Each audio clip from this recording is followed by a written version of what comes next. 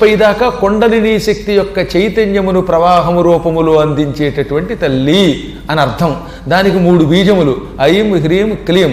అందుకే ఈ బీజములతో అమ్మవారిని ఉపాసిస్తే సంపూర్ణంగా వాడు యోగి అవుతాడు, లోపల ఉన్నటువంటి ఆటంకాలు తొలగిపోతాయి. అప్పుడు అమ్మవారు వాడిని అనుగ్రహిస్తుంది. ఈ మంత్రస్వరూపమే రాక్షసులు. దానికి రాక్షసులు అంటే యోగశక్తికి అడ్డం వచ్చేవాడు అని అర్థం.